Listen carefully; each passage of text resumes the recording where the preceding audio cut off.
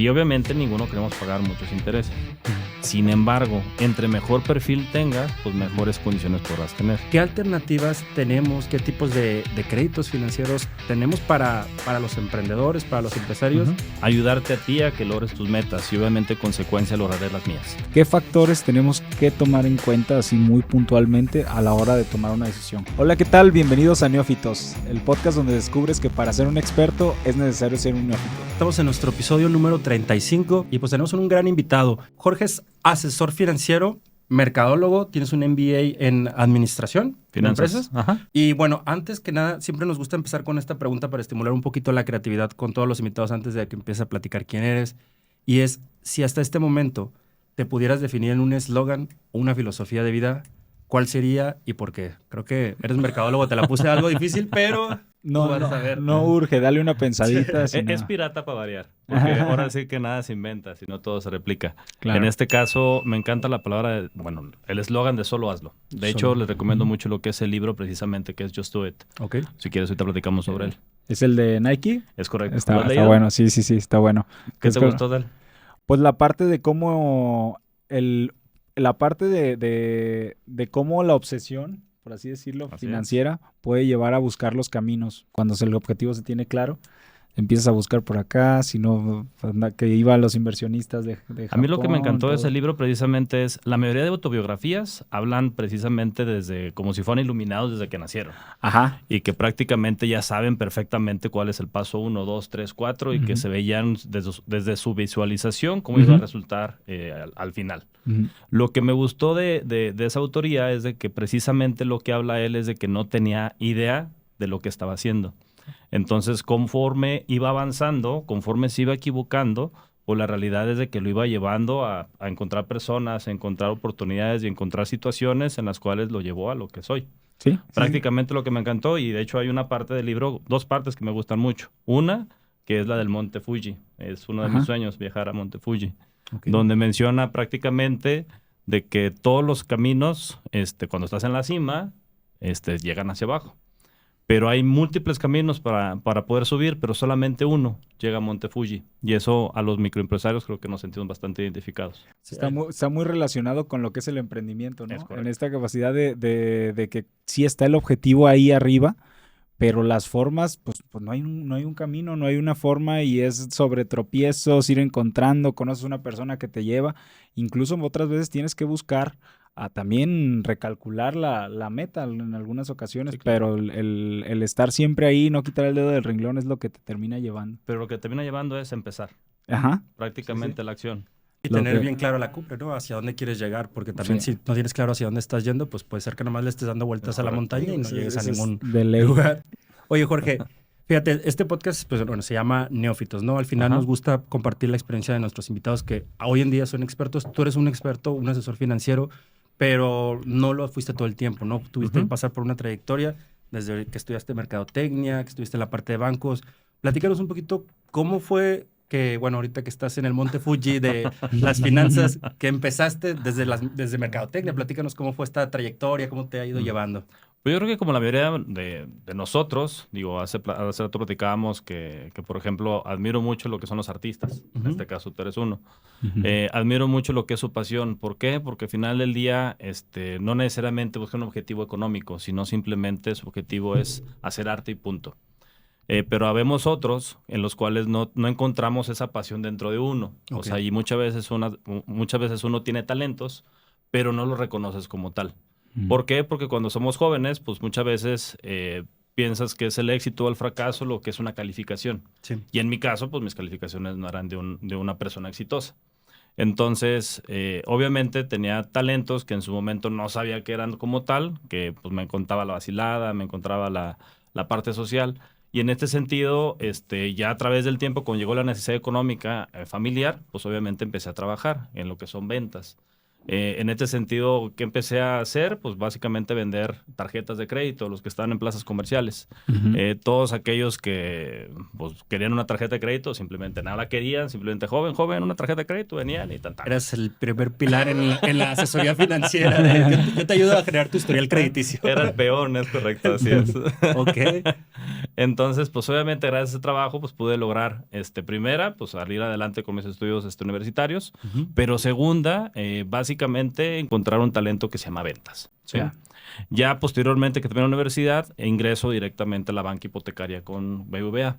En este sentido, pues es una escuela bastante buena lo que es el banco, la cual pues te enseña los procesos, te enseña lo que son las políticas, te enseña directamente las formas de lo que es hoy día lo que me dedico, lo que son los pilares.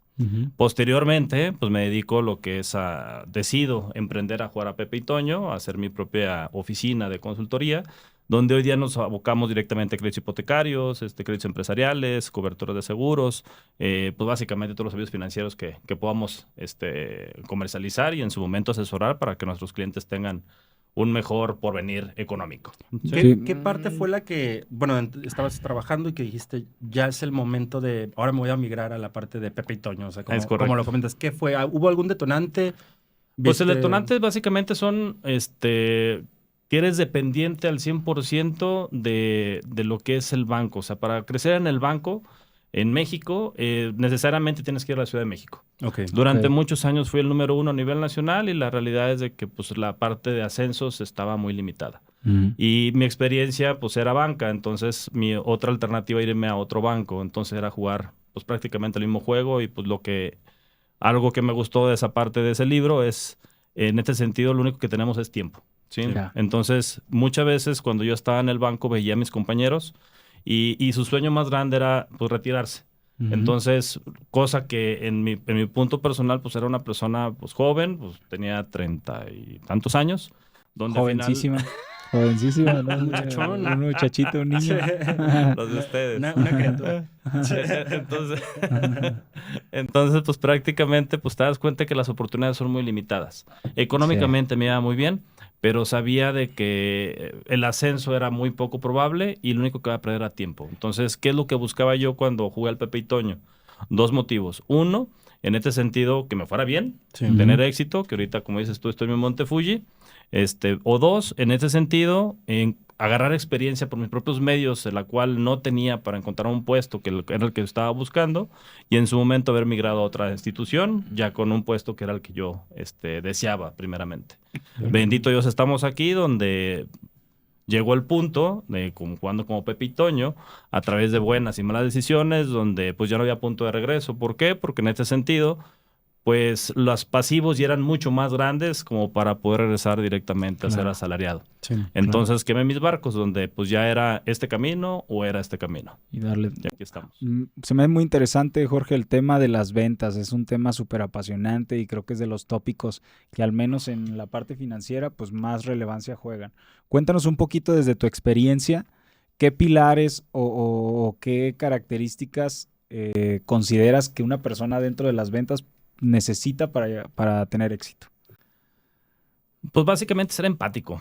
Ser empático. ¿En qué sentido? Obviamente nosotros somos comisionistas, pero la realidad es de que nosotros buscamos que sea un bien mayor. Y el bien mayor es ayudarte a ti a que logres tus metas y obviamente en consecuencia lograré las mías. Claro. Mientras vayamos con esa filosofía, creo que los resultados se dan paulatinamente.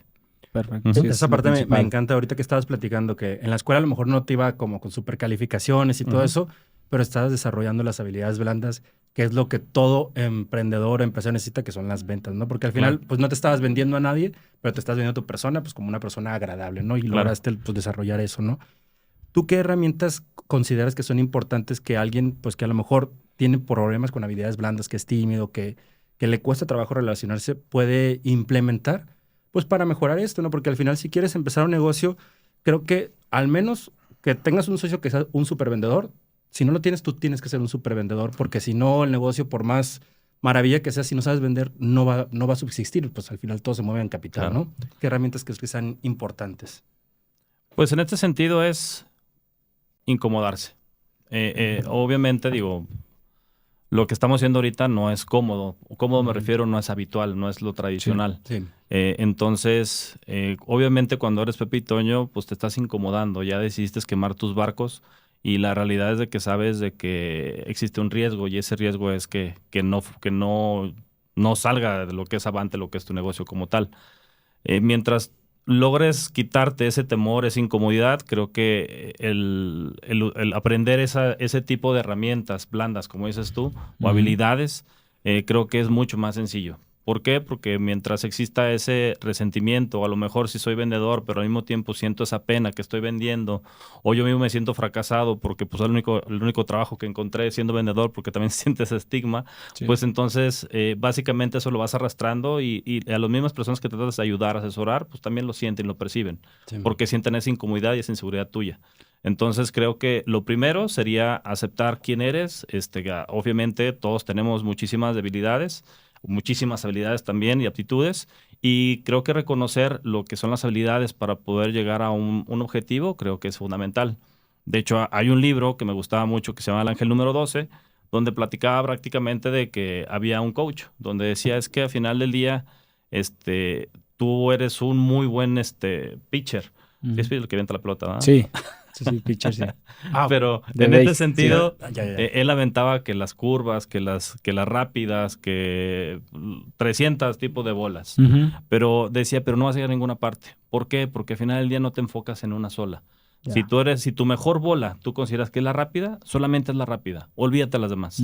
Y el día que se enfocó nada más en la bola rápida, entonces empezó a cambiar directamente su forma de tener éxito él como pitcher. Claro. Entonces creo que muchas veces nosotros queremos ser expertos en todo. Sí. En este sentido queremos ser expertos como ventas, como administradores, como financieros, como psicólogos, como contadores y como dueños de negocio lo somos, pero tenemos que abocarnos directamente en una sola. Y en el momento que nos especialicemos y ya posteriormente armemos equipo directamente con colaboradores, pues en este sentido creo que se exponencia mucho más. Pero cada quien con un objetivo principal, destacando su propio habilidad más fuerte y sobre eso y la que más disfrutas también, ¿no? También porque va junto con pegado. Esa parte, porque a lo mejor si tú disfrutas mucho las ventas, pues a lo mejor, y es donde mejor estás, a lo mejor puedes delegar otras áreas y mantener la que te apasiona, ¿no? Es correcto.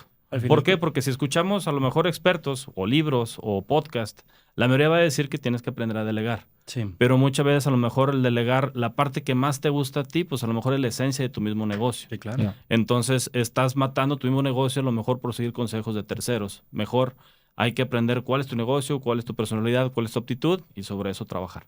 Algo que platicamos mucho es cuánto vale tu hora. Eso nos ha servido mucho como para poder nosotros aprender qué delegar y qué no delegar. Y, por ejemplo, no sé, si mi hora genera tanto dinero, pero me encanta lavar el coche, pues a lo mejor lavo mi coche con alguien más que me va a costar mucho menos y esa hora lo utilizo para algo que me genere más ingresos. Creo que eso te ayuda mucho a tomar decisiones sobre qué sí debes delegar y qué áreas pues no debes delegar. Sí, por más que te encante, si no te deja, pues tienes que empezar a delegar. Y que también no seas bueno, ¿no? O sea, también es muy importante tener bien claro, aceptarlo, porque creo que los que decidimos jugar al camino, como bien mencionabas, de Pepe y Toño, pues empiezas haciendo todo. Así es. Y dentro de una estructura en la que tú todo el tiempo estás dentro, te entra una ceguera de taller que piensas que tú puedes hacer todo, y luego esta mentalidad de yo puedo te hace creer que eres bueno en todo. Y no siempre es bueno tener una retroalimentación o de un externo o tener un ejercicio personal que realmente te diga, a ver, esto lo hago bien, pero me está llevando muchísimo tiempo. Así que un especialista lo haría en 3 segundos. O al revés, ¿sabes qué? No me gusta hacerlo, lo hago mal, mejor lo voy a soltar. Y siento que es una de las principales yo que he estado en algunos diversos aspectos dentro del mundo del emprendurismo, pues que dices, ay, güey, que todos cogíamos del mismo pie en ese aspecto. Y nadie nos enseña, la realidad es de que la universidad como tal, pues son las bases, igual que la maestría, pero en este sentido es complicado de repente ser Pepe y Toño, porque como bien lo mencionaste, una cosa es delegar, pero muchas veces tampoco existe el recurso. Entonces, cuando quieres delegarlo, pero no existe el recurso económico o de lo que fuera, pues lo tienes que hacer sí o sí. Entonces, también es momento de repente de ir quemando barcos conforme eres Pepe y Toño, poco a poco, tomando mayores riesgos. ¿Por qué? Porque en este sentido a lo mejor no tienes el recurso, pero ya vistes de que ya llegaste a un límite donde ya no vas a crecer haciendo exactamente lo mismo. Entonces, ahí ya sería cuestión a lo mejor de encontrar lo que es colaboradores, donde aunque no tengas el recurso, pues entonces crecer la plantilla con la intención de crecer y apostar por tu mismo emprendeduría. Y ese tema es bien importante, Jorge, que es uno de los temas que tenemos que abordar el día de hoy, que es sobre cómo, en qué momento un emprendedor o un empresario o un autoempleado como tal tiene que tomar la decisión de pedir un préstamo para poder expandir su negocio. Desde tu perspectiva, ¿en qué momento consideras que es lo adecuado o desde tu experiencia, en qué momento les ha ido mejor a los emprendedores que piden un crédito y les va bien, o también quienes piden un crédito y no les va tan bien? Bueno, en este caso, la realidad es de que siempre es una decisión personal. Mis tiempos no son tus tiempos. O sea, en este sentido, a lo mejor yo voy muy lento y para mí estoy tomando riesgos muy altos. Entonces, creo que en mi trabajo, pues es escuchar básicamente tus necesidades, hacerte recomendaciones con respecto a, pero lo que es un hecho siempre es de que es como en la parte social. Si, por ejemplo, tú te encuentras sano y te encuentras en su momento, a lo mejor inclusive hasta con pareja eres más atractivo para un entorno femenino. Y cuando a lo mejor no estás bien, pues entonces la realidad, pues el entorno femenino no te pela. Claro. Entonces es lo mismo con los bancos. Entonces básicamente pues el banco busca a la gente que en ese momento a lo mejor no requiere el recurso inmediato. No aquellos que ya están, ahora sí que sedientos por obtener recursos. Claro, claro. Entonces, ¿qué es lo que buscamos? Obviamente, a todos aquellos emprendedores, dueños de negocio que no necesariamente estén ya problemados económicamente, porque entonces a lo mejor el mismo destino está buscando que su mismo negocio truene, desafortunadamente. Entonces lo que buscamos a lo mejor es gente que esté a lo mejor con la intención de crecer, con la intención de que el mismo financiamiento no se convierta directamente en un ataúd, se convierte directamente en un puente para poder llegar más alto. Se me hace muy interesante eso que dices. Yo veo eso muy parecido con el marketing, ¿no? Creo que el marketing puede ser tu mejor herramienta o te puede hundir. Sí, porque si tú, por ejemplo, como empresario, como emprendedor, no tienes el recurso suficiente para poder costear marketing, lo mejor es que empieces tú solo, que lo hagas, que vayas haciendo la luchita, porque si no, pues es un gasto fijo, ¿no? Que se está igual que tener un empleado. O sea, si tú no tienes para ingresar, tú te vas a comprometer a pagar un sueldo de una persona que ahí sí le tienes que dar mes a mes, aunque tú no, como dueño de negocio no recibes pues nunca la misma utilidad, esa persona se está comprometiendo y le vas a pagar lo mismo pese lo que pese, ¿no? Sí, haya ventas o no haya ventas. Haya ventas o no haya ventas. Y ahí es donde quisiera yo conocer un poquito y profundizar, que nos platiques ahora sí que en una forma simple para todos los que no somos especialistas en finanzas, ¿qué alternativas tenemos, qué tipos de créditos financieros tenemos para los emprendedores, para los empresarios? Y pues profundizar un poquito en cada uno y en qué situaciones podemos utilizarlos, ¿no? Pues la realidad es que la baraja es bastante amplia. En este sentido puede ser inclusive dejando en garantía lo que es tu propiedad para obtener recursos. Es el crédito más barato, por decirlo de alguna forma. El de propiedad. El de propiedad, ¿por qué? Porque existe una garantía de dejando tu propiedad hipotecada, pues realmente te prestan hasta el 80% del valor de la vivienda, siempre y cuando tengas la forma de comprobar ingresos. Y de esta forma o bien puedes subsanar pasivos, unificarlos o inclusive tener recursos líquidos para poder inyectárselos a tu negocio o a donde tú quisieras.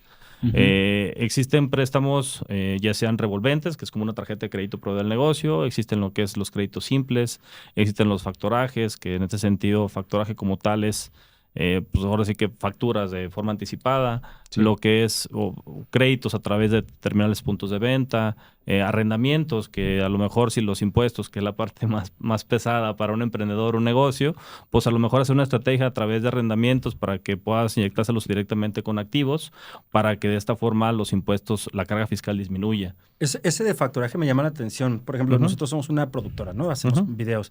Y es bien común que cuando empiezas a trabajar con empresas grandes... 2 meses, 3 meses. 2, 3 meses. Y normalmente son los pagos más significativos. Entonces tú te vuelves un financiero de la empresa a la que ya le hiciste producto. Capaz que el comercial ya dejó de salir y todavía no te han pagado. Entonces, ¿cómo funciona ese crédito de factura? Pues prácticamente... ¿Es pasar esa factura o puedes pasar Es como varias, cedieras las facturas hasta cierto punto. Hay unos que sí las cedes, otras que no. Digo, realmente es dependiendo de la institución. Y se te paga anticipadamente menos una comisión, básicamente. Ya. No, está perfecto. Sí, porque al final del día, lo que es la fortaleza de cualquier negocio o realmente el corazón latiente es flujo. Eso es lo que requerimos todos. Entonces, a lo mejor pudiera existir en alguna empresa, algún negocio que es bastante exitoso, pero a lo mejor por X o Y razón, pues se llenó directamente de facturas a pagar a 2, 3 meses y no va a haber la salida hasta dentro de 3 meses. Entonces, ese inter, ¿qué va a hacer? Sí, entonces, ese tipo de situaciones ayudaría bastante. Inversión también en equipo, en instalaciones. Sí, equipo, activos, inclusive hasta mobiliario, cámaras, mesas, etcétera, etcétera. En lugar de regalarlo a lo mejor como impuestos, pues qué mejor que invertirse en el propio negocio. Sí, claro. claro. Que muchas veces el Pepe y Toño, o sea, nosotros tenemos la cultura de la aberración al crédito. En este sentido, ¿por qué? Porque así se nos enseñó. Si tengo, compro, y si no tengo, no compro. Sí.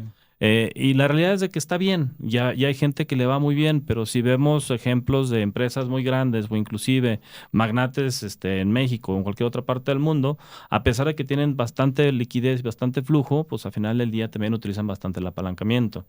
¿Y por qué se utiliza bastante el apalancamiento? Por ejemplo, si pensemos que esta cámara cuesta $1,000,000, pues realmente no necesitas ganar $1,000,000, necesitas ganar $1,000,000 más impuestos.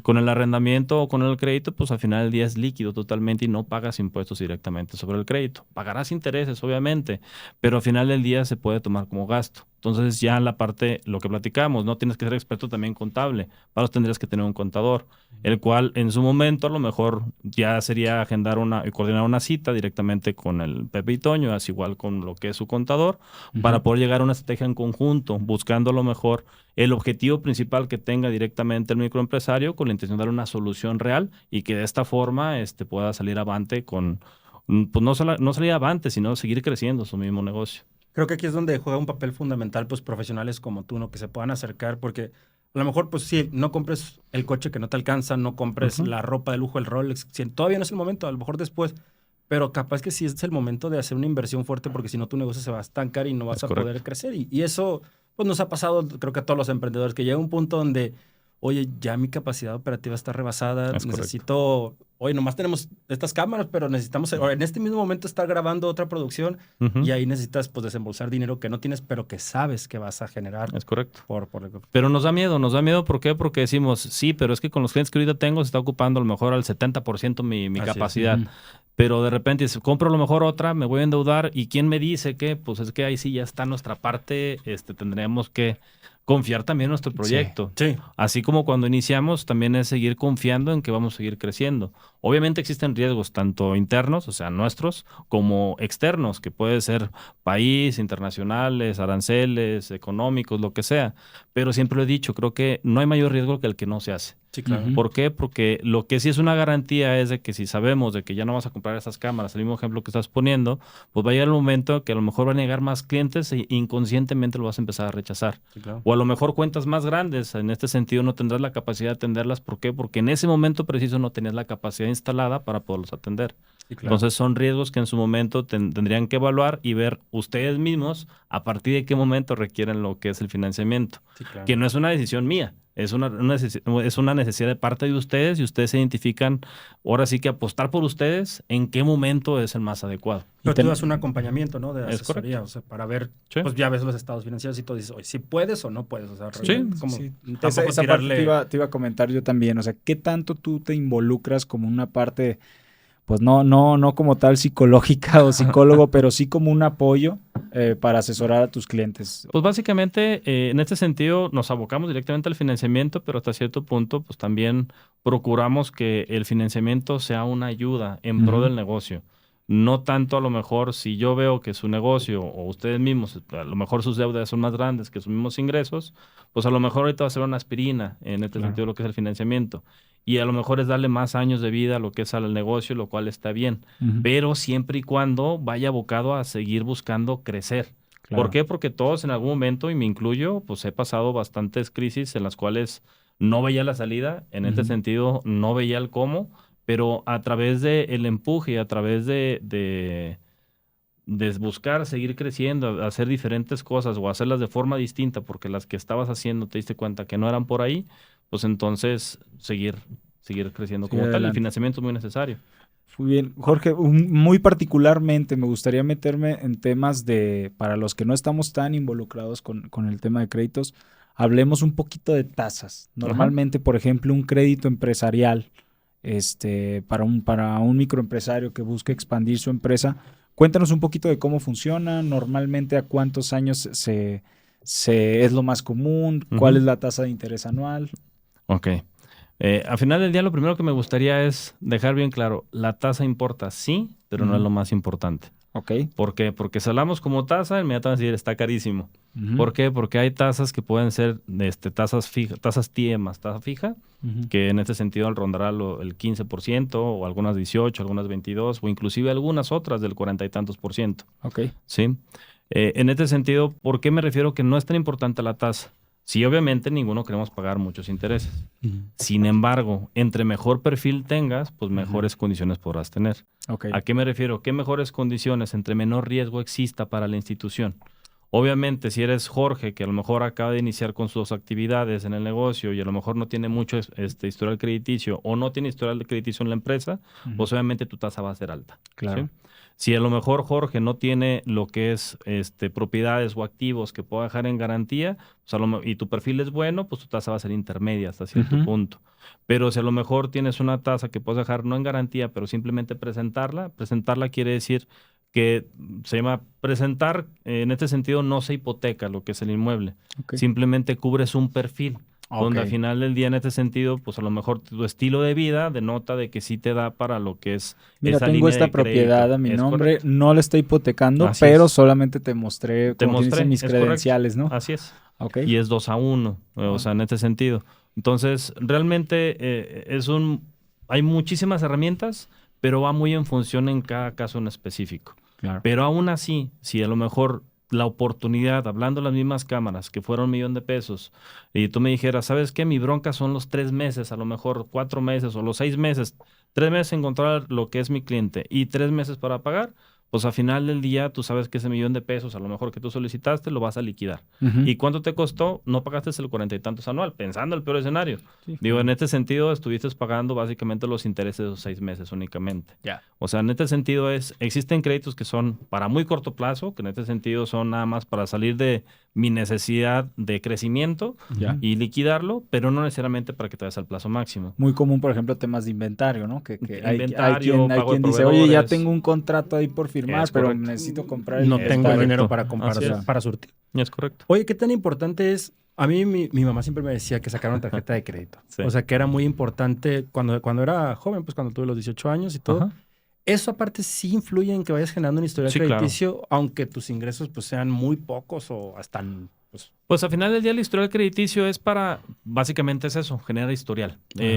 Cuando de repente la gente dice, no, es que estoy en buró, no es que estés bien o estés mal. Digámoslo de alguna forma coloquial, es de que es como la chismosa la vecina que sabe la historia de todo el mundo y al final del día sabe de qué forma se comporta. ¿Sí? Sí. En este sentido, al tener historial crediticio, es eso lo que busca el banco, tener herramientas de poder revisar comportamientos de pago. En este sentido, entre más historial de crédito tengas, o sea, por ejemplo, tienes una tarjeta de crédito de 15,000 y me pides una línea de crédito empresarial de 3 millones, pues no va acorde, no tienes la experiencia. Entonces, básicamente para eso sirve, para poder tener experiencia y comportamiento. Si en base al comportamiento es el análisis también para poderte otorgar mejores condiciones de crédito. Es recomendable, ya ves que normalmente cuando estás, pues tienes un buen manejo, te van ofreciendo crecerla y crecerla y crecerla. Sí.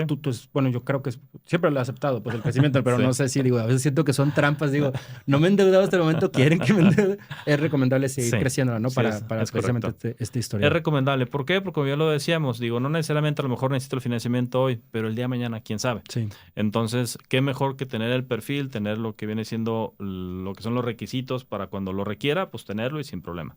En este sentido, ¿qué recomiendo yo de buró de crédito? Recomiendo 2 cosas. Una, tener el bloqueo. El bloqueo básicamente es algo que contratas en buró de crédito con la intención de que no te estén consultando el buró continuamente. Cuando tú firmas una solicitud de crédito o a lo mejor una cuenta o lo que fuera en algún banco, pues tú estás dando autorización para que en su momento pues estén haciendo consultas para ofertarte preaprobados o inteligencia comercial. Pero cada vez existe una consulta. Entonces, yo recomiendo que tengan el bloqueo para que no consulten y de igual forma, pues desafortunadamente en México la seguridad también no está tan padre, para que no exista en su momento a lo mejor un robo de identidad. ¿Sí? Ok, eso es un gran dato que creo que no pocas personas sabemos. Sí, van a anotarle ahí. Ahorita hablando de eso, pues precisamente de los miedos y toda esta parte que te entra, sé que, por ejemplo, en temas de créditos hipotecarios hay seguros. O sea, oye, pues fallecí y pues bueno, la hipoteca pues ya se protege.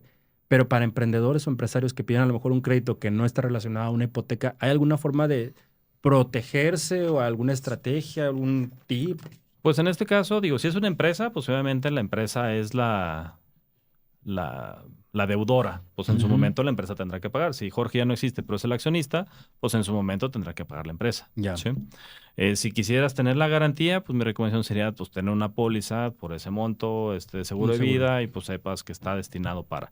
Puedes ponerla con instrucción irrevocable para que en automático, si tú falleces, pues se liquida la institución. Complementa la estrategia con un seguro de vida. Es correcto. Ah, pues está muy bien. Porque en la hipoteca como tal, pues sí va incluido lo que es el seguro de vida, sí o sí. O sea, no hay forma de descartarlo. No se puede no incluir. Así es. Oye, tengo una duda también medio neófita que me ha estado rondando mucho. Pues ahorita estoy viendo para comprar un coche. Por eso te consulté y te pedí tu asesoría. A lo mejor te vas a reír, pero ¿qué es, ¿qué es el CAT? El CAT es el costo anual total. Explícanos. Dentro de un crédito existen diferentes componentes de costo. ¿Sí? En este sentido, por ejemplo, la pregunta más común, la que hizo mi tocayo, es ¿cuál es la tasa de interés? Sí. Pero la tasa de interés es solamente un concepto de tantos que existen en un crédito. Por ejemplo, está los seguros, el seguro de daños, en el caso del auto, el seguro de vida, que también te incluyen. Existe lo que es la tasa de interés y comisiones, comisión por apertura o comisión por administración si existiera o algún otro tipo de concepto de costo que pudiera existir. Entonces, el CAT conlleva todos esos costos, incluyendo otros que no necesariamente vas a utilizar en algún momento, como pueden ser intereses moratorios, intereses de gastos de cobranza, etcétera, etcétera. Ok. Entonces, es al final lo que vas a pagar el total de todo el crédito. Pues como el resumen de todos los valores. Es correcto. Ok. Porque a veces algunos productos podrán ofertar una tasa baja, pero a lo mejor el truco, o no es el truco, pero a lo mejor la parte donde se puede compensar es directamente con otro tipo de gastos. Una comisión altísima por apertura. Ajá. Ya, que digas, no, al final de cuentas me termina saliendo más caro la apertura que la tasa en general. Es correcto. En tu caso, por ejemplo, pudieras optar o evaluar junto con tu contador qué fuera mejor para ti. Lo que es un crédito automotriz, donde en este sentido tu parte deducible van a ser los intereses reales, o bien, y obviamente la depreciación, o bien en su momento lo que es un arrendamiento. Esto ya dependerá de lo que es tu carga fiscal. ¿Qué es un arrendamiento? El arrendamiento es básicamente lo mismo, o sea, vas a comprarlo, pero no está de tu nombre, saldrá arrendadora, la factura, etcétera. El que te da el crédito. Pues al igual que el crédito, nada más que en ese caso en el crédito sale tu nombre. El arrendador como tal será el nombre de la arrendadora. Pero el arrendamiento como tal te permitirá en su momento deducir todo. O sea, deducir la renta completa. O sea, nunca eres dueño del coche. Sí, hasta el final. Tú no terminas de pagar el crédito, pero mientras lo estuviste rentando. Como si rentaras una casa es 20 años y hoy ya la rentaste tanto que ya está. Pero fiscalmente reduce tu carga fiscal. Ok. En el caso del crédito, sí, la mensualidad es más baja, pero a lo mejor compensado con el rendimiento fiscal, pues a lo mejor termina siendo una mejor estrategia. Y en lugar de comprar un auto, a lo mejor compras 3 para la empresa, digamos, de alguna forma. ¿Por qué? Porque a lo mejor la empresa requiere gasto. Que es lo que siempre tú dices al contador, oye, pero ¿cómo le voy a pagar menos impuestos? Gasta más. Sí, que te digan gasto. Cabrón, pues ¿qué hago? Y andas gastando ahí en cualquier cosa. Prendes el aire toda la noche. Entonces, pues prácticamente eso es, o sea, juntarte directamente a hacer un equipo con tu contador, tu fiscalista, y en su momento que él te diga, ok, pues en tu lugar de comprar el crédito de contado o a lo mejor con crédito, pues a lo mejor vamos evaluando la opción de un arrendamiento para que la carga fiscal de tanta facturación ya no pegue tanto y se compense. En lugar de pagar impuestos, pues a lo mejor estamos adquiriendo activos. Perfecto. Porque esa parte está súper valiosa también de como tu trabajo. Te digo porque lo viví como usuario y creo que invito pues, a la gente que siempre consulte 2 veces, ¿no? Porque al final la primera opción que te dan las agencias o los primeros créditos que te suelen dar de madre, incluso el banco, no suelen ser la mejor opción, ¿no? Entonces, es ver tal cual con un asesor que te dé este tipo de data, de información para que veas cuál es el mejor para ti, porque pues muchas veces creo que todos son buenos. Creo que todos son buenos. O sea, la realidad es de que no creo que exista uno mejor que peor. Digo, en este sentido, creo que todos sirven para poder llevar a cabo lo que es un bien mayor, que en este caso sería la compra del vehículo. Aquí nada más identificar en tu situación actual qué te conviene a ti. Exacto. Dejando de lado tasa, condiciones, te conviene más un crédito, un arrendamiento y en base a ello ahora sí buscar las mejores condiciones. Sí, tal vez si fueras una empresa que realmente está requiriendo muchos gastos, pues ahí sí te conviene mejor un arrendamiento para deducir la carga. Sí, porque ahí puedes deducir directamente mantenimiento, bueno, igual también en la compra, pues, pero lo que es Ay, joder, lo que es el predial no es el predial. ¿Cómo se llama? ¿La tenencia? La tenencia, entonces. Bueno, no hay ya no aquí en existe. Guadalajara. Bueno, pues, ya pero tenencia no, pero... se llama refrendo. Refrendo. Inclusive hasta las multas, la misma arrendadora las paga. Es más gastos, pues te multas más. Vas más rápido, es correcto. Manejas borracho un día que te agarra el torito. Ahí está, ya le bajé la carga fiscal a la empresa. No, pero Hay por 12,000 varos menos. Hablando de ese tema, si por ejemplo te agarró el torito, quien tiene que sacarlo eres tú. Sí. Si te agarró el torito, quien tiene que sacarlo es directamente a la arrendadora. O sea, en este sentido, tienes... El dueño del coche es la arrendadora. Es correcto. O sea, si por ejemplo te robaron el auto, pues en este caso la demanda no la haces tú, la hace la arrendadora.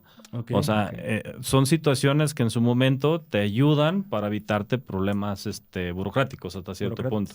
Sí. Bueno, no sabía eso, esa parte. Sí. Sí. Un tema importante cuando hablamos de créditos, tocayo, es el tema de los créditos hipotecarios. Ajá. Ya hablamos un poco de créditos empresariales. Sabemos también que de tu área de expertise son los créditos hipotecarios. Cuéntanos un poquito para toda la gente que nos esté escuchando. Yo tuve una plática muy interesante contigo sobre la diferencia o los puntos buenos y puntos malos entre rentar y comprar casa mediante un crédito hipotecario. Ok. Básicamente, la renta, lo que todo el mundo dirán, nunca es tuya. ¿sí? Pero muchas veces no compramos por los miedos que tenemos en nuestra cabeza de que se viene una crisis, que la inflación, que el dólar, que los gringos, que los chinos, que los rusos, que la guerra, que el petróleo. Yo lo que siempre digo, y como lo hemos platicado hace un momento, creo que lo más relevante es el factor tiempo. ¿sí? Yeah. Entonces, el factor tiempo, si yo estoy rentando, por decirlo aquí en Guadalajara, sabemos que las rentas son muy caras. Sí. Un departamento ya decente no baja de 14,000, 15,000 pesos. Y decente me refiero a una zona no muy nice y no muy cercana, o sea, no la zona metropolitana. Es una zona bastante segura, es una colonia bastante bien, pero en este sentido ya no es un casonón, por decirlo así, como a lo mejor hace muchos años. La vida cada vez es más cara. Entonces, ¿qué quiere decir? Lo que es la renta año con año viene incrementando. ¿Según qué? Inflación. Entonces, si le tenemos miedo de repente lo que es alguna crisis o alguna inflación como tal, aguda, como las que tuvieron nuestros padres, pues también es cierto de que pues, la renta va a ser mucho más cara en 10 años. Va a ser proporcional. Es correcto. Entonces, a diferencia del crédito hipotecario, sí, obviamente, si lo comparáramos lo que es una vivienda que vas a comprar o rentar, misma vivienda, puede haber de principio un margen de diferencia que cubrir con la parte del crédito, va a ser más alto. Sin embargo, a través del tiempo, en el año 10 más o menos, termina siendo muy equiparable lo que pagarías esa misma vivienda en renta a lo que pagarías hoy, pagarías en ese momento la hipoteca como tal porque se mantiene en pesos mexicanos. Entonces, termina siendo mucho mejor. Adicional de que, por ejemplo, uno de los grandes solicitantes de crédito hipotecario son los asalariados, pues en este sentido pagan impuestos. Es mucho más alto pagar impuestos que intereses. Entonces, la parte de los créditos hipotecarios se maneja el interés real, donde permite que año con año realices lo que es tu parte de tu declaración y tengas una deducción. Y esa deducción, si tú lo regresas directamente a tu crédito, pues inclusive disminuyes más lo que es tu carga económica porque reduces tu carga fiscal. Para la declaración anual. Es correcto. Sí, que muchas veces pues el asalariado casi no sabe cómo hacer deducciones y no las hace. No sabe. No hay muchas alternativas. No sabe, no las hace y no está bien asesorado. Al final del día los asalariados como tal nos dedicamos a trabajar en la empresa, buscamos crecimiento profesional, pero pues no tenemos ese acompañamiento a lo mejor como lo tenemos que tener sí o sí los independientes con un contador. Sí, claro. Entonces, ¿qué puede deducir un asalariado? Pues puede deducir básicamente hipotecas, los intereses reales, seguro gastos médicos, lo que son escuelas hasta secundaria y transportes y pues básicamente es lo único que puede deducir. Y ahí ya la estrategia de, oye, pues estoy comprando mi propiedad con un ingreso fijo que ellos sí tienen a diferencia de los Pepe y Toño. Es correcto. Entonces, pues se pueden... Y supongamos, por ejemplo, hoy pensaríamos que 50,000 pesos es un ingreso muy alto. Sí. Sin embargo, 50,000 pesos menos 30% de impuestos, estamos hablando que 15,000 pesos mensuales le están descontando. Le quedan 35,000 pesos. Y sabemos que 35,000 pesos, pues no es un mundo de dinero. Entonces, con la hipoteca, en este sentido, no va a generar lo que es el 100% de la deducibilidad, pero sí va a disminuir su carga fiscal, lo cual le permitirá tener cuando menos una mensualidad y media, 2 mensualidades al principio de lo que es una devolución de impuestos, lo cual permitiría regresarlo. ¿Sí? Y ya tomamos la decisión de un crédito hipotecario, Jorge. ¿Qué factores tenemos que tomar en cuenta así muy puntualmente a la hora de tomar una decisión? Como bien ya nos adelantaste, que creo que es muy valioso, no hay mejor o mayor, pero suponiendo que eres una persona, un Pepe y Toño, un emprendedor, y estás buscando la forma de adquirir una propiedad, ¿qué factores hay que tomar en cuenta? Lo primero es tomar acción, decidirse. Decidirlo. Decidirlo. ¿Por qué? Porque si lo seguimos planeando, va a ser muy complicado ejecutarlo. Sí. En este sentido, muchas veces escucharte a ti mismo, no escuchar a tu entorno. ¿Por qué? Porque también nuestro entorno muchas veces toman o dan los consejos bien intencionados, pero muchas veces para uno no son tan bien intencionados porque a lo mejor lo están diciendo de su misma necesidad, su misma carencia, sus mismos ideología. Miedos. Entonces, en ese sentido, si tú quieres comprar una propiedad, lo primero que yo recomendaría es revisa bien cuál es tu presupuesto. Y me refiero, ¿cuál es tu presupuesto? No es decir, ¿sabes qué? Son 2 millones y a partir de 2 millones voy a ver qué opciones hay. No, sino define cuánto puedes pagar. ¿Sí? ¿Cuánto puedes pagar y cuánto tienes de enganche? Si es el mínimo y no pasa nada. Pero a partir de ahí, pues entonces podemos revisar a qué alcance tendrías para poder comprar, cuál sería el monto según tu capacidad real de compra, y en base a ello sería tomar acción, que a lo mejor no es lo que tú estabas buscando y lo hemos platicado muchas veces, pero sí sería comprar el primer inmueble con la intención de no necesariamente irte a habitar. ¿Por qué? Porque tenemos aquí nuestra cultura que si compro es para irme yo a vivir y no necesariamente tendría que ser así. En este sentido, a lo mejor puedo comprarla, puedo a lo mejor rentarla y en su momento, ya sea por medios de larga estancia o los de corta estancia, según como tú quisieras y más te interese, pero lo que sí recomiendo es compra y en determinado momento continúa bajo la misma línea, genera la plusvalía, vende y posteriormente va subiendo escalonadamente. ¿Cuánto consideras tú que es sano tener de enganche para adquirir una propiedad? Pues en México tenemos la bendición de tener todavía a lo que es al Infonavit, que en su momento existen productos como Cofinavit, que en su momento te permiten ni siquiera desembolsar mayor capital. Solamente con que tengas directamente un enganche, con eso es más que suficiente. Aunque tengas lo que es los gastos notariales, con eso es más que suficiente. Ok, ¿sí? Que gastos notariales van alrededor del 10, Aquí 15... en Jalisco es un 5 o 6%. Ok. O sea, si por ejemplo la casa te cuesta 2 millones, tendrías que tener un desembolso aproximadamente de 120,000 pesos. Perfecto, muy bien. Y con eso ya puedes comprar tu casa. Que estamos hablando, si tú compras un departamento de 2 millones, pues si hablando que no fue porque no te alcanzó a lo mejor para comprar la casa de tus sueños, pues a lo mejor lo puedes poner en renta. Las rentas dijimos hace un momento que son muy altas aquí en Jalisco, pues a lo mejor lo rentarás si te gustan 12,000, 13,000 pesos y el remanente lo vas pagando y cubriendo. Y los excedentes que tengas de deducción de impuestos, pues en este sentido tendrías directamente la forma de reducir lo que es el costo. También tendrías lo que es el beneficio del seguro de vida. Entonces, no solamente buscamos que nuestros clientes cumplan el sueño directamente de comprar una propiedad, sino que tengan lo que es la asesoría de patrimonial, que es la vivienda, lo que es la parte de seguridad, que en caso que tenga familia, pues dejará lo que es un patrimonio, porque cuando fallece, pues se liquida. Tiene lo que es la parte fiscal, que en este sentido reduce lo que es la carga directamente de impuestos. Buscamos realmente que sea un ganar para el cliente de situaciones que a lo mejor conscientemente no está tan enterado, pero que las ganará con lo que es la decisión que tome de tomar acción de comprar un inmueble con crédito hipotecario. Yo he escuchado mucho también esta parte que te dicen, fíjate que la tasa sea fija, fíjate que cuáles son como las letras chiquitas que tú recomendarías a lo mejor a tu mejor amigo, a un hijo, a tu papá. Oye, vas a pedir un crédito, yo no voy a estar contigo, pero fíjate que esto sí o sí lo tenga el crédito que vas a solicitar. La ventaja que tenemos nosotros en nuestra generación es de que los bancos son muy transparentes. Okay. O sea, ya no existen letras chiquitas. ¿Por qué? Porque tienen que estar grandotas por ley. ¿Sí? Okay. Para empezar, ya el tamaño no las vi. Ese haría el 4 ya. La realidad es de que es muy transparente. Hoy día no existen tasas variables. Okay. Existen tasas fijas, ya sean en pesos mexicanos fijos o tasas crecientes, o sea, pero no es de que la tasa va incrementando, sino el pago. ¿Cuál es la diferencia entre uno y otro? El creciente va en función prácticamente, no es para el que no puede, sino para el que quiere más, como diría el eslogan. En este sentido es, a lo mejor, si bajo un esquema de crédito tradicional fijo, me alcanza para, no sé, digamos un monto, 1,500,000. Pero yo quiero comprar algo de 1,700,000, entonces utilizaré un crédito creciente. ¿Por qué es creciente? Porque de principio la mensualidad es más baja de principio que el fijo, ¿sí? Y cada año incrementa ¿cuánto? Alrededor del 2.5 anual. Algunos bancos el 2, el 2.5, pero en ese rango está, ¿sí?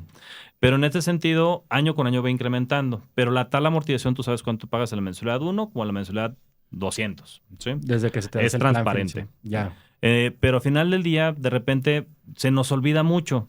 A lo mejor yo puedo decir, oye, pero ya en la mensualidad 180, pues pago prácticamente el doble o a lo mejor casi el doble. Sí, pero pagas pesos mexicanos fijos, ¿sí? ¿A qué me refiero? Nuestra moneda se evalúa. De repente, si por ejemplo tú sacas tu corrida del crédito automotriz y tú ves, oye, pues pago el doble, pues ¿dónde está el negocio? Sí, pero se te olvida que son pesos mexicanos devaluados. Sí. En este caso, lo que termino pagando hoy, los 10 pesos de 3 años, 2025 5 años, a 2030, es totalmente diferente. Se llaman igual, pero el poder adquisitivo es distinto. Sí, claro. Para los asalariados tiene la inflación que se actualiza año con año.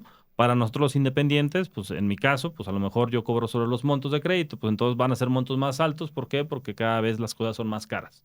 Entonces, al final ya mi comisión va a ser mayor.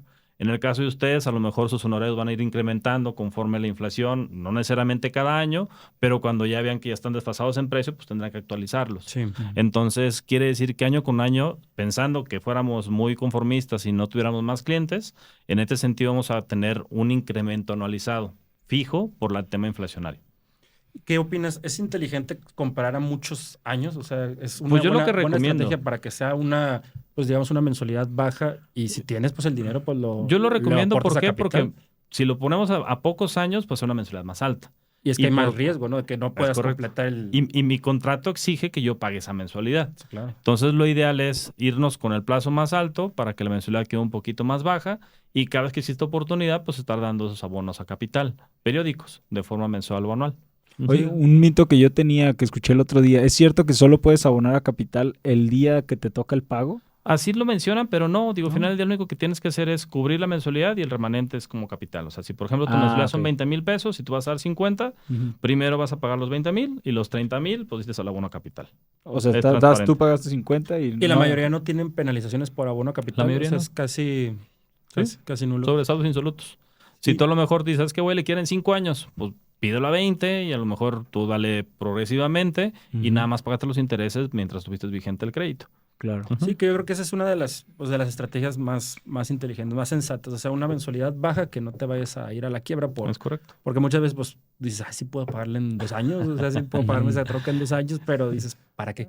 Pero por ejemplo, ¿Qué voy a sacrificar por pagarle en 2 años? ¿Por qué se recomienda también que sea a largo plazo? Porque a lo mejor si tu mensualidad es de 20,000 y tú lo sacas a 5 años, pues estamos hablando que tu mensual a lo mejor es del doble. ¿sí? Entonces también en Buró de Crédito va a aparecer tu pago mínimo de 40,000. Entonces ya te despediste de crédito porque tu capacidad de pago está limitada. Okay. Entonces se recomienda que sea... Es un buen punto a analizar. Se recomienda que sea al monto máximo para que el buró no te afecte tampoco. Tan es así que es buen negocio lo que es apalancarse con crédito hipotecario o inclusive retomando lo que es los créditos empresariales, que en este sentido cuando son preventas, la realidad es de que muchísima gente, pues... Bueno, más bien, los clientes son tan recurrentes que a lo mejor hay preventa ahorita, un desarrollo, y en 2 años lo voy a saber. ¿Por qué? Porque siguen comprando preventas. Porque compran ahorita, utilizan la plusvalía de un recurso que pues no descapitalizaron, o sea, no pagaron un enganche del 20, del 10, del 15, del 30, de lo que fuera. Es el remanente lo sacaron con un crédito hipotecario y en su momento pues lo venden ya con plusvalía de esos 2 años que estuvo construyéndose, más otros 3 años que lo tuvieron y generaron una plusvalía mayor. Y al final los créditos se vuelven una herramienta de inversión. Totalmente. Sea, realmente, porque pues, a mí me han preguntado, oye, ¿en qué invertirías $1 millón? ¿En una casa o en equipo fotográfico? Pues yo te digo, pues en equipo fotográfico porque me va a generar más que lo que me generaría rentar una casa de $1 millón que a lo mejor te dan 3,000 porque ahorita es en la crecimiento, renta. pero imagínate que ahorita tuvieras todo el equipo necesario, que obviamente sigue saliendo siempre nuevo, pero en este sentido va a llegar el momento que a lo mejor necesitas tienes un excedente de recursos donde tendrás que ponerlo. De repente lo que escuchamos, lo que son en podcast, en todo, pues es, ¿qué harías con $1 millón? Ponlo en la bolsa, o ponlo en los CETES, o ponlo en plataformas, o los consejos de 1,000,000 personas. Sí. Pero para eso el ejercicio es de que ya tenga $1 millón. Ese es el primer paso, ¿no? O sea, el primer paso es, está chido tu consejo, pero primero necesito $1 millón. No, bueno. ¿Sí? Te voy a contar que hizo un amigo. Le pasó una historia de terror. Había una de estas modas de inversiones de que tú metías 100,000 pesos y te regresaban 10,000 y pidió un crédito. Pidió un crédito, metió 100,000 pesos y durante 6 meses sí le estaban regresando como el doble, casi. Sí.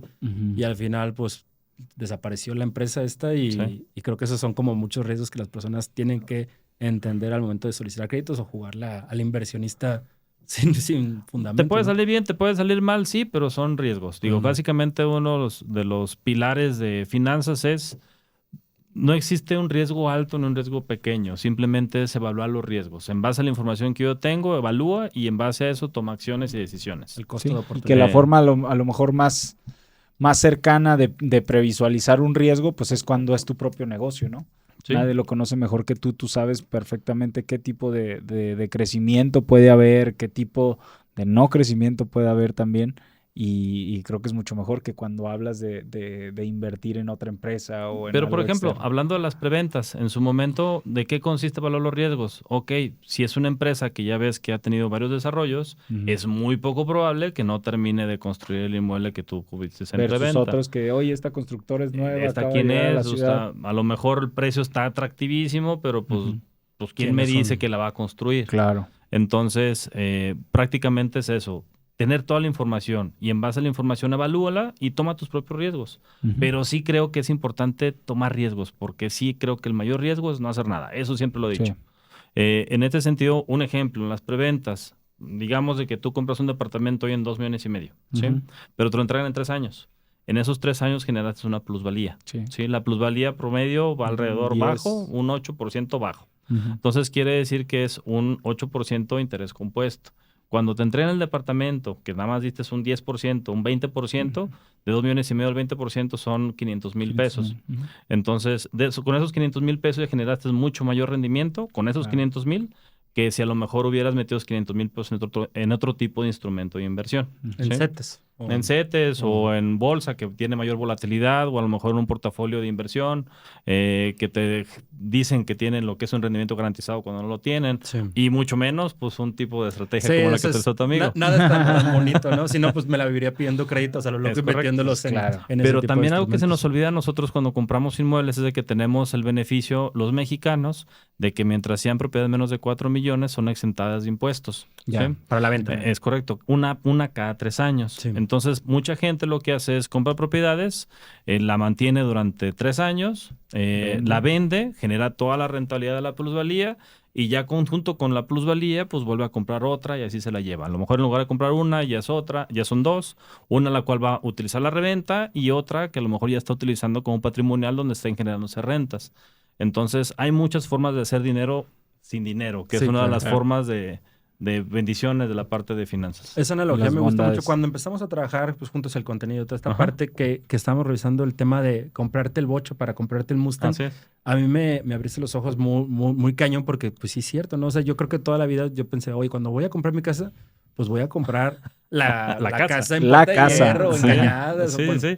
Y mientras tanto, ¿qué? Pues estuve rentando. Pues estás tirando el dinero en otras cosas, ni se te va. O sea, realmente no lo guardas, no lo ahorras porque dices, todavía no me alcanza. Y esa analogía de, oye, para comprarte el Mustang. Y la casa que hoy te gusta de Cañadas, por decirlo así, que vale 8 millones, pues cuando tú te alcance va a valer 20. Seguramente. Y para ganar, pero eso es para tener ese recurso de 20 millones, pues va a ser bien complicado porque no estuviste haciendo nada durante el tiempo. Sí, nomás estabas esperando. Y eso tal cual, ¿no? O sea, comprarte ahorita el bocho que te alcanza. Correcto.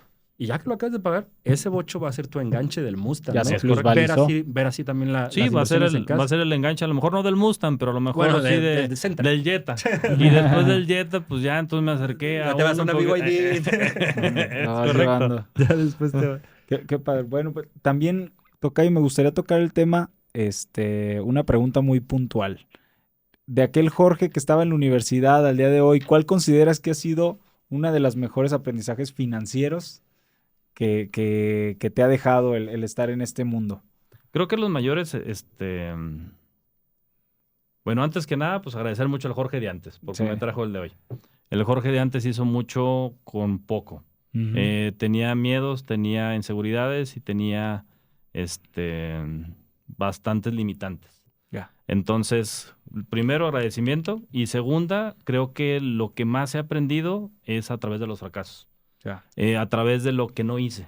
En este sentido, digo, de hecho en algún momento se los platiqué, platicábamos que cuando yo trabajaba en el banco me iba muy bien económicamente. En su momento me ofrecieron 2 departamentos en Tianguis del Sol. Del que no conozca Tianguis del Sol, es una zona que está céntrica, no es una zona residencial, es una zona económica. De hecho, enfrente hay un tianguis.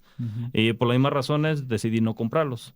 En aquel momento tenía el dinero, tenía el Infonavit, tenía todos los elementos necesarios para haberlos comprado. Y me los vendían en 400,000 pesos. Que ahorita ese departamento... no invertí cripto. Que en ese momento esos 400,000 pesos no me hubieran resultado un problema. Ya. Pero yo los vi como mi bocho. O sea, yo me imaginaba comprar la casa, ¿sí?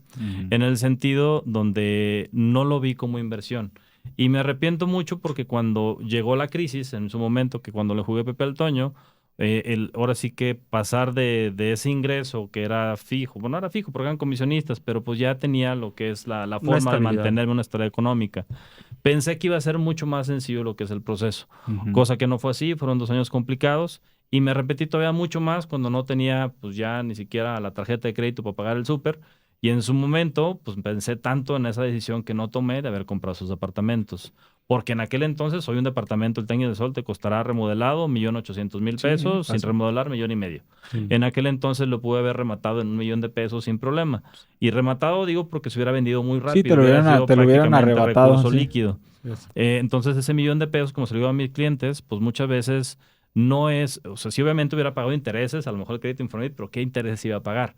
Pero en su momento también me hubiera ayudado a sacar agua de un pozo donde no existía en ese momento. Claro. Entonces, hoy día todas las decisiones que busco financieras es buscar que mi Jorge presente, mi Jorge de mañana, pues llegue el momento en que no vuelva a caer en ese tipo de situaciones. En el sentido de que si llega una crisis esté mejor armado para que pueda sacar pozo de su agua. Ya. Ahora sí que los bienes son para remediar los males. Es correcto. O sea, tal cual. Oye, Jorge, pues ya estamos llegando al final de este episodio. De verdad, muchas gracias por acompañarnos. Creo que fue una charla muy ilustrativa, sí. muy rica. Y pues para las personas que quieran acercarte a ti, ¿cómo te pueden contactar por redes sociales? Comparte tus redes si quieres a la cámara. Perfecto. Un poquito cómo te pueden encontrar, ¿no? Para que les des esta asesoría. Pues nomás como comercial, ellos son mis community managers. Entonces, pues aquí lo ponen JB Asesoría Financiera. Entonces, en este sentido, pues será un placer estarlos asesorando. Digo, mi celular es 3316130682, ya sea por WhatsApp, llamada, mensaje o redes sociales, será un gusto. ¿Qué tipos de servicios? ¿Crédito? Crédito empresarial, crédito de auto, arrendamientos, crédito hipotecario, planes de retiro, seguros de vida, prácticamente cualquier servicio financiero que tengas, que necesites o tengas inquietud, con mucho gusto platicamos y revisamos cuál es lo idóneo para ti. No, y se nota, Jorge, la verdad es que independientemente de tu conocimiento sobre el tema, se nota cuando alguien realmente quiere apoyar a su cliente, que realmente busca la forma de cómo, como dices, nos vamos a salir beneficiados los dos. Primero yo voy a pensar en ti, en cómo tú vas a salir beneficiado y luego posterior lo demás se va a dar. Entonces sí nos da mucho gusto pues tener conocimiento de estos temas, pero que además nos los explique una persona que va más por allá de la venta o que va más por allá de la razón del primero yo, ¿no?